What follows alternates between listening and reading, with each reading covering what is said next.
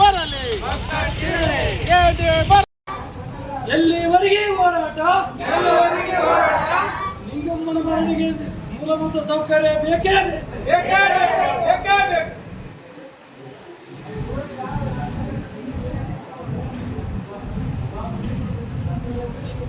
ಸೌಕರ್ಯ ಬೇಕೇ ಬೇಕು ಯಾತಕ್ಕಾಗಿ ಹೋರಾಟ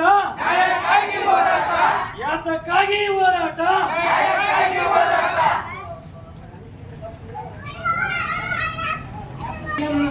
ದೇವದುರ್ಗ ಪಟ್ಟಣದ ಲಿಂಗಮ್ಮನ ಮರಣಿನ ಅಧಿಕಾರಿಗಳಿಗೆ ಲಿಂಗಮ್ಮನ ಮರಣಿಯನ್ನು ಕಡೆಗಣಿಸಿದ ಅಧಿಕಾರಿಗಳಿಗೆ ಲಿಂಗಮ್ಮನ ಮರಣಿಗೆ ಮೂಲಭೂತ ಸೌಕರ್ಯ ನೀಡದ ಅಧಿಕಾರಿಗಳಿಗೆ ದಿನಾಂಕ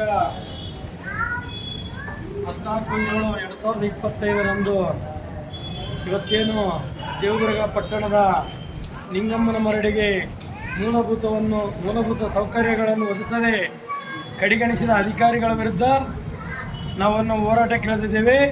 ಇದು 25-30 ವರ್ಷದಿಂದ ಅಲ್ಲೇನು 100 ಕುಟುಂಬಗಳು ಲಿಂಗಮ್ಮನ ಮರಡಿಯಲ್ಲಿ ವಾಸವಾಗಿದ್ದೇವೆ.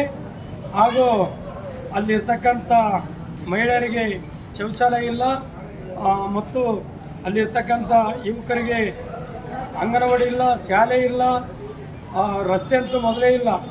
ಏನಾನ ಡೆಲಿವರಿ ಆಗಿ ಡೆಲಿವರಿ ಆಗ್ತಕ್ಕಂಥ ಪ್ರೆಗ್ನೆಂಟ್ ಇದ್ದ ಹೆಣ್ಮಗಳು ಸಟ್ಟ ಹಾಸ್ಪಿಟ್ಲಿಗೆ ಹೋಗ್ಬೇಕಂದ್ರೆ ಅಲ್ಲಿ ರಸ್ತೆ ಇಲ್ಲ, ಒಂದು ಆಟೋ ಹೋಗೋಕ್ಕಿಲ್ಲ, ಒಂದು ಆಂಬುಲೆನ್ಸ್ ಬರೋಕ್ಕಿಲ್ಲ, ಅಷ್ಟು ತೊಂದರೆಯಲ್ಲಿದ್ದಾರೆ.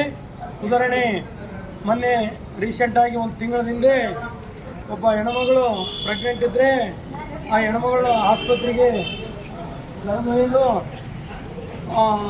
ಆಗ್ತಾಯಿಲ್ಲ.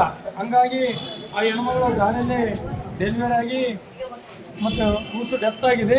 ಅದನ್ನು ಅಧಿಕಾರಿಗಳು ಯಾರೂ ಗಮನಿಸದೆ ಆ ಲಿಂಗಮ್ಮನ ಮರಡಿಗೆ ಮೂಲಭೂತ ಸೌಕರ್ಯವನ್ನು ಒದಗಿಸದೆ ವಂಚಿತರಾಗಿದ್ದಾರೆ ಅಲ್ಲಿದ್ದವರು. ನಮಸ್ಕಾರ.